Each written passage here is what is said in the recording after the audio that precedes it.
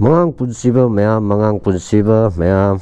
Ngasidi mayam NONGDA URIPUL RIDERS MANIPURꯒꯤ opening ceremony nebako ngasije pung 10 dagine mayam sije chatludunebako koigi Hiyangthangda leiba ma kaiba Iraima park am leido adudane ado mayam yengminase ha mayam leire chatlanebako ado mikoi mi mari khatang chakhadane yengrose ngasi koigi meeting am leiba adugi Hige ke sem sa khaz torong ge taw bane do dik chatlan ni yam yeng ase ko lambi da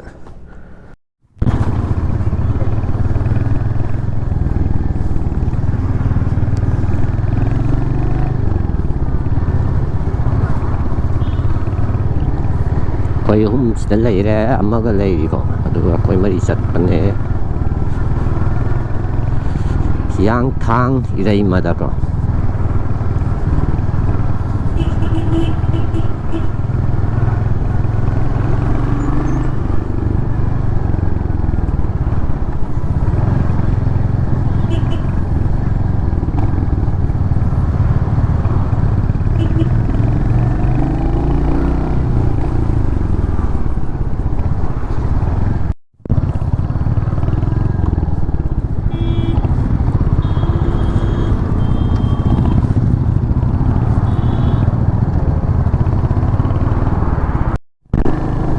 Koi ki kwa ke telom dai to ka la ko ko telom dai thau jalak pan ne ya po na kan da ama da lok thung ne na tholak ngai lak cha ni live location thar tham ko lum thau da ta ri po ang theng ra ne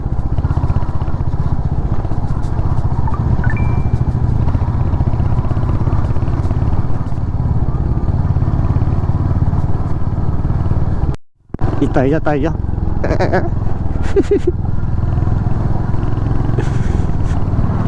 quay sẵn ra hiện nay rồi này bắt chơi làm gì cái gì thì sẽ về bắt tiền thì bắt thật lâu rồi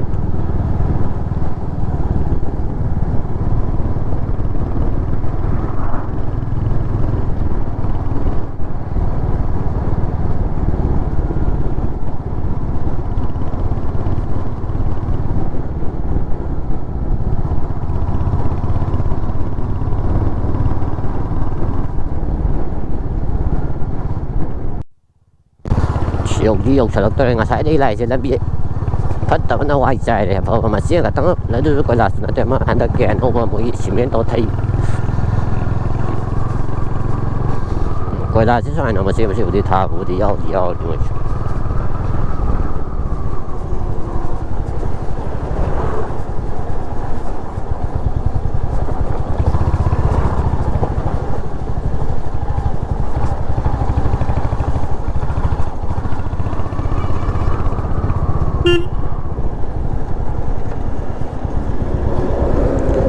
Sudah gitu jauh ke arah ni. Jauh.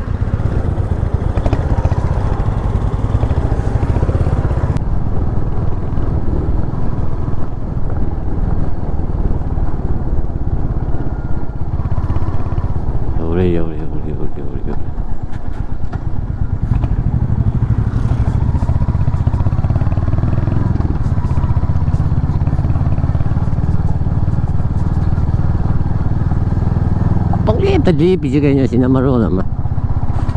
Koi lah semua angkat di lepi ni.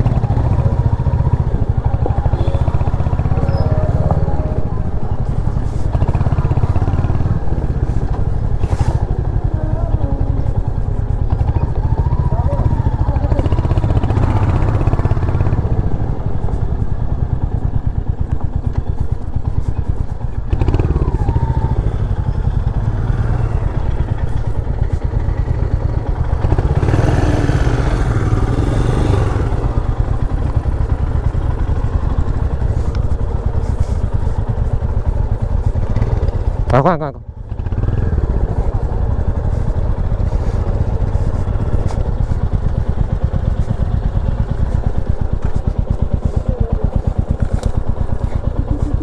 Hang.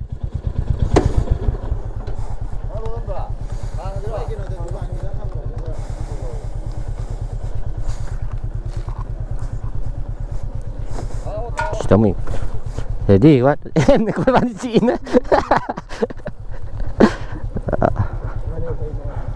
Hả?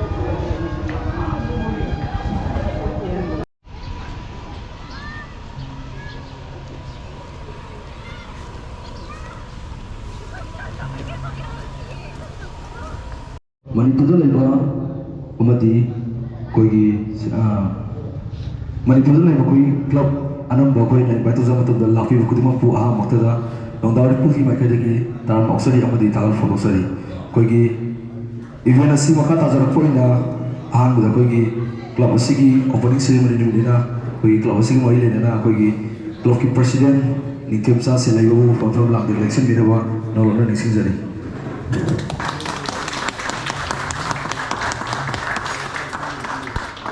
Makatara poina kogi club asigi general secretary luang ba asen busu ofam lang election dina ba nolona nising jari Makatara poina kogi club asigi founder Hazara Mayum Raman Ras busu ofam lang election dina ba nising jari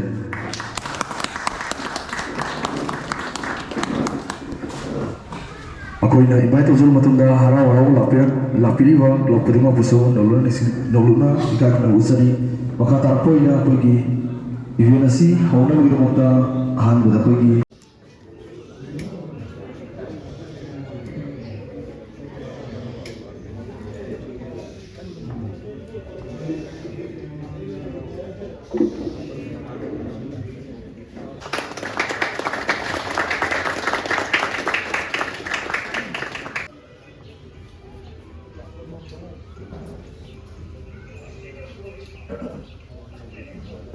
Good morning, brothers mayam.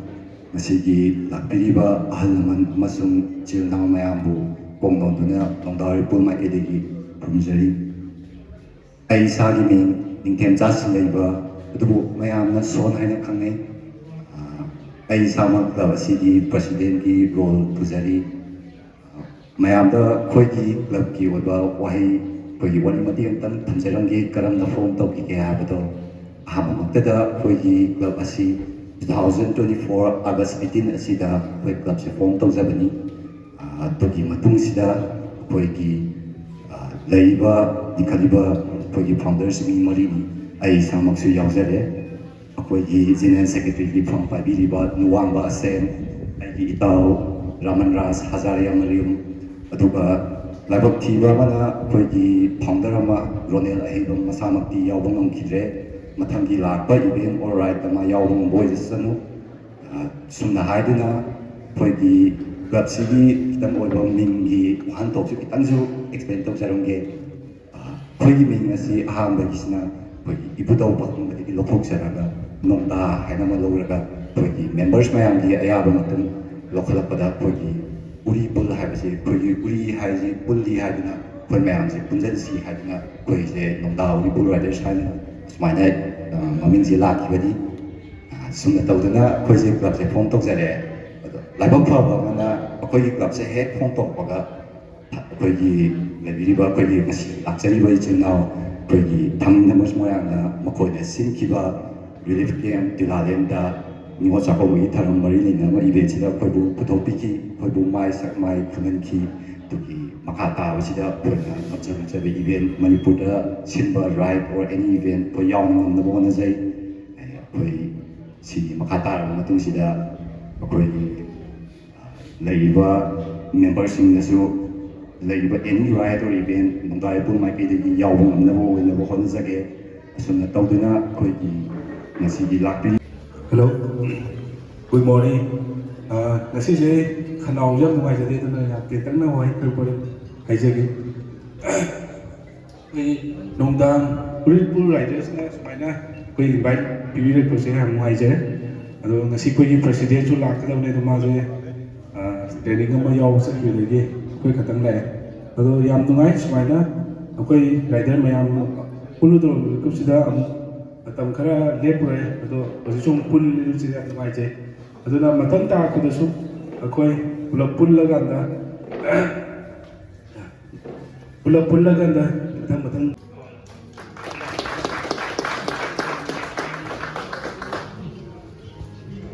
ꯃꯌꯥꯝꯅ ꯇꯔꯥꯝ ꯅꯣꯛꯆꯔꯤ. ꯑꯩꯒꯤ ꯃꯤꯡ ꯑꯣꯔꯣꯔꯥ ꯖꯌꯟꯆꯣꯛꯊꯥ. ꯑꯗꯣ ꯉꯁꯤꯁꯦ ꯋꯥꯗꯤ ꯃꯌꯥꯝꯕꯨꯗꯤ ꯍꯥꯏꯅꯤꯡꯉꯦ ꯑꯗꯨꯑꯣꯏꯁꯨ ꯈꯔꯇꯪ ꯍꯥꯏꯔꯒ ꯂꯣꯏꯁꯤꯟꯖꯔꯝꯒꯦ. ꯑꯁꯦꯡꯕꯩꯗꯤ ꯉꯁꯤꯒꯤ ꯅꯨꯃꯤꯠꯁꯦ ꯌꯥꯝꯅꯁꯨ ꯅꯨꯡꯉꯥꯏ. ꯑꯩꯈꯣꯏꯒꯤ ꯕ꯭ꯔꯗꯔ ꯅꯣꯡꯗꯥ ꯎꯔꯤꯄꯨꯔ ꯔꯥꯏꯗꯔꯁꯤꯡꯒꯤ ꯐꯥꯎꯟꯗꯦꯁꯟ ꯗꯦꯁꯤꯗ ꯑꯩ ꯂꯥꯛꯄ ꯉꯝꯖꯕꯁꯤꯁꯨ ꯀꯩꯒꯤꯅꯣꯗꯤ ꯍꯟꯗꯛꯁꯤꯅ ꯑꯩꯒꯤ ꯑꯔꯣꯏꯕ ꯔꯥꯏꯗꯔꯒꯤ ꯏꯚꯦꯟ ꯑꯣꯏꯕꯁꯨ ꯌꯥꯏ. ꯀꯩꯒꯤꯅꯣꯗꯤ ꯑꯩ ꯃꯄꯥꯟ ꯆꯠꯈ꯭ꯔꯅꯤ ꯂꯥꯏꯔꯤꯛ ꯇꯝꯕ.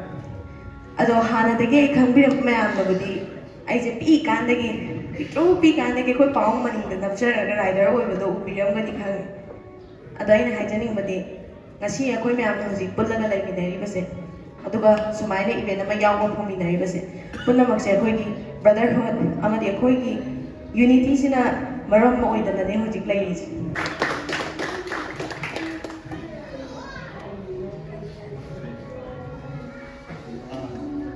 Brothers ma'am, si NONGDA URIPUR's opening ceremony si Sro Yamni bagi dapat hari ini ada agaknya punna kami nasi punna saya tahu brothers, saya tahu lagi, saya apa sih wani kan?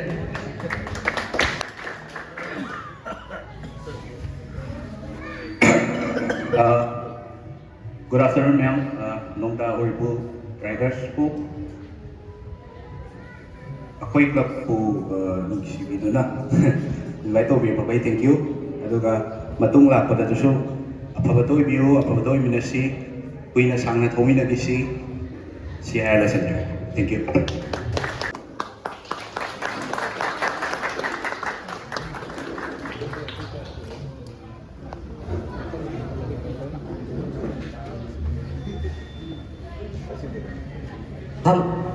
अहम वक्त लापीब गिसिना ma'am brotherhood ma'am अहम वक्त native टोटलर्स की मैकैदगी लेकम उचरी याम नुंगाई समायना मतम break लेरगा समायना पुनबसे याम नुंगाई दगे कोइगे सिगे नोंगदा उरिपुर Riders Manipur की inauguration day निमिसिदा अखोई क्लब कुसु सखंगबीदना इनवाइट तौबिरपसे याम नुंगाई सिबी वलसु हन्ना on the behalf of the total skin like the aina thagas of luxury la konjabase ahbada bandi ba kan thaga konjok at the same time and show all the fellow riders female male mayan to rapi bigam ka sigi without your presence ngasigi function se successful bi aban nati adana when some clubs invite you you can along with your pure hearts to make this event successful.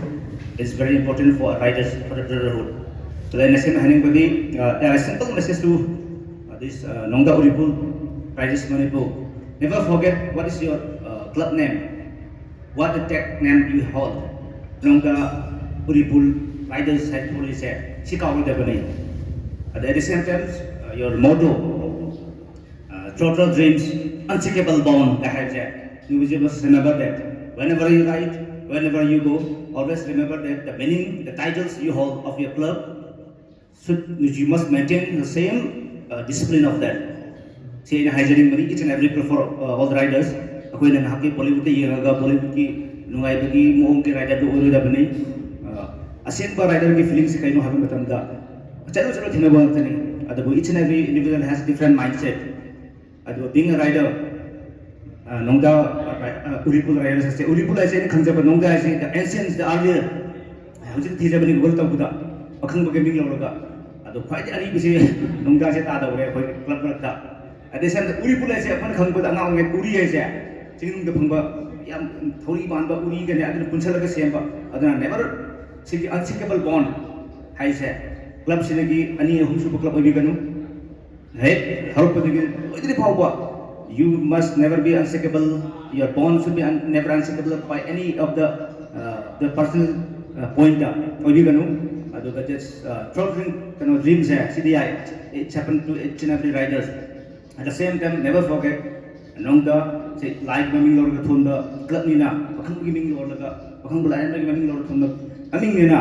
You must respect this name. Aduna each and every wherever you move, you must be the guide. Let you be the guide for, and you let you be the example for all the riders. Noi apa di club discipline level club oibi da u ko na kam jarake. Noi apa ba torok pa noi na hajar pa sa sino pa ni ba. Aduna noi apa ba ki noi ki but the way you present yourself in any event, in every society we should run that. We tambah jage adana just my at the same time club of form to matam dana never challenge any other clubs. Club is for brotherhood. Adana just maintain your discipline and never challenge any other clubs whatsoever. You may have some arguments among you as a rider, but forget about that. Aduna club am form to ba se amaga am club ka competition to am form to apna ti club form to min raka mayam se purmin raka each and any event la pa matam dana usi channel le bile ba se that's very important ne as an individual, as a human, as riders, especially at the same time rider never complain, rider never kanogi in ek haje ba wahai mai bani aduna rider always survive. Aduna any function ta bo matam chalu kholu matam da asoi ngam mayam le ko yai adu never complain that ko complain to be at the me spoil ma ko to be at the because we have to survive. Adjust it. That is the way how riders must live.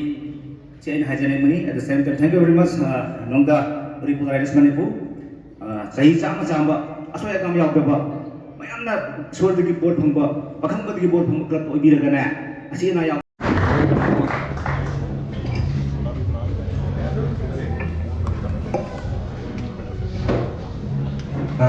Good morning, good afternoon, ma'am. कोई जो club से yang pick na ko pani ko jikso kasu sa ko ini ado kasu berlai ko berlai sa ko ju bengang atan isin na atan isida ko I think moi da pi ga ba advice no kem te moi ga ko experience sa pa ni ado ko hygiene ga da ni ko brother ma'am club ma'am le se swana di Obangam ba ay sa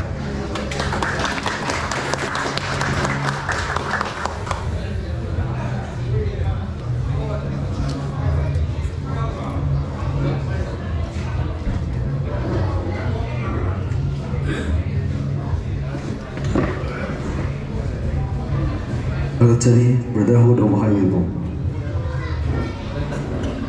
Salay po ba kalway?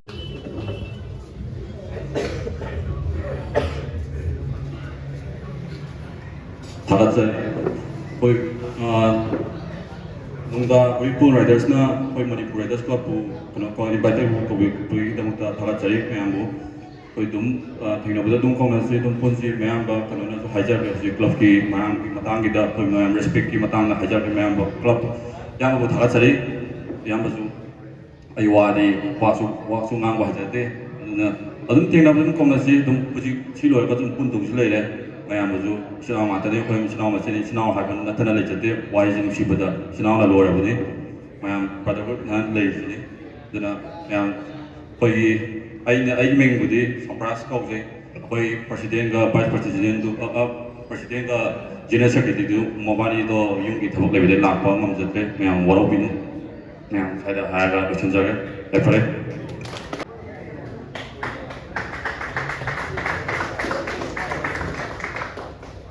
Riders Manipur koi club invite tawbi ko thagasari mathang tarakpada aina haijaning base lairiba club every club khudima pu club pun na haitare pun na sanminasi koi club adum invite to ga smaina Wah, ilai majidi wah pu vai chille sandi ji no ma pan ba ta ba loi su di lai nya ga